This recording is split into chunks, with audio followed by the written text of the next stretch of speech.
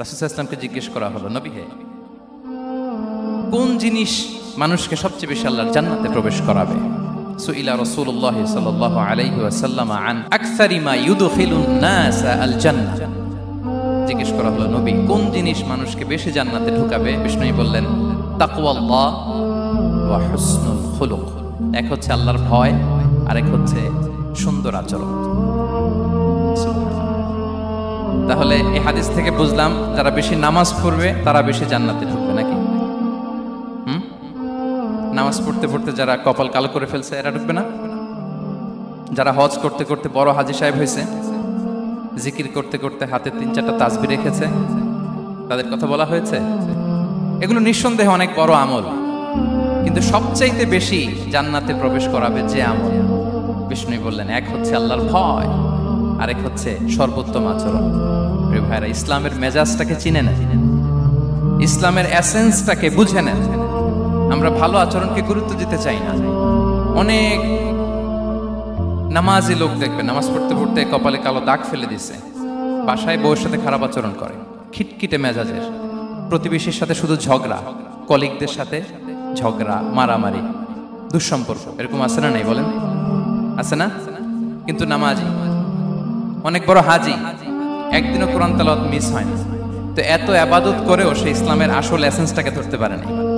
বিষ্ণু বললেন, সবচেয়ে বেশি জান্নাতে প্রবেশ করাবে যে দুটি আমল, একটি হচ্ছে তাকওয়াল্লাহ, আল্লাহর ভয়, আরেকটি হচ্ছে উত্তম আচরণ, সর্বোত্তম আচরণ। তো আমরা যেন উত্তম আচরণের অধিকারী হই।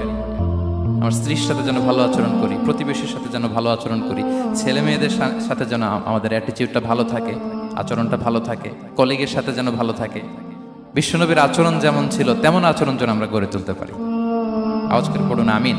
সুনানে আবু দাউদের এক বর্ণনা, বিষ্ণু ইসলাম বলেন, খুব চমৎকার একটি হাদিস, মনোযোগ দিয়ে শুনুন। তিনি বলেন, আনা যাঈনুন বিবাইতিন ফি রাবাদিল জান্নাতি লিমান তারাকাল মিরাআ ওয়া ইন কানা মুহিক্কা। আমি ওই ব্যক্তিকে জান্নাতের আঙ্গিনায় একটা ঘরের গ্যারান্টি দেই যে ব্যক্তি তর্ক করার সময় নিজে হক এটা জেনেও সে তর্ক থামিয়ে দেয়। অনেক সময় হয় না, অনেকে পায়ে পাড়া দিয়ে ঝগড়া করতে আসে, এরকম আছে না? নাই? আপনি চুপচাপ দেখবেন একটা বাজে কমেন্টস করতেছে, আবার কমেন্টের নিচে কমেন্ট, আবার গালি, হ্যাঁ, আছে না এরকম? বিষ্ণু বলেন, নিজে হক এটা জানার পরেও আর যাতে তর্ক না বাড়ে, যে তর্ক থামিয়ে দেয় জান্নাতের আঙ্গিনায়, তাকে আমি একটা ঘরের গ্যারান্টি দেই।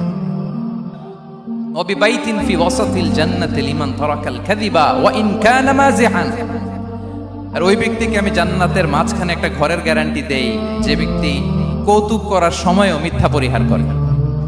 করতেছে কৌতুক, ফান করতেছে, আর হি ইজ কিডিং, পান করে, কৌতুক করে, কিন্তু কৌতুকের সময়ও সে মিথ্যা বলে না। এই স্বভাব যাদের, তাদেরকে আমি জান্নাতের মাঝ বরাবর একটা ঘরের গ্যারান্টি দেই। এরপর বিষ্ণু কি বলে দেখেন, তিনি বলেন, ওয়াবিবাইতিন ফি আ'লাল জান্নাতি লিমান হাসানা খুলুকাহু। আর জান্নাতের একেবারে হাইস্ট পিক অফ প্যারাডাইস, জান্নাতের সর্বোচ্চ স্তরে আমি একটা ঘর বা একটা বাসভবনের গ্যারান্টি ওই ব্যক্তিকে দেই যে তার আচরণটা সুন্দর করেছে, যে সুন্দর আচরণের অধিকারী হয়েছে, তাকে জান্নাতের হাইস্ট পিকে আমি একটা বাসভবনের গ্যারান্টি দেই। তাহলে বলেন তো, আমাদের আচরণটা সুন্দর করার দরকার আছে না নাই? এটা খুব ছোটখাটো একটা আমল, তাই না? কথা বলেন, দক্ষিণ কোরিয়া প্রবাসী ভাইরা আওয়াজ করে বলেন, এটা কি ছোট আমল?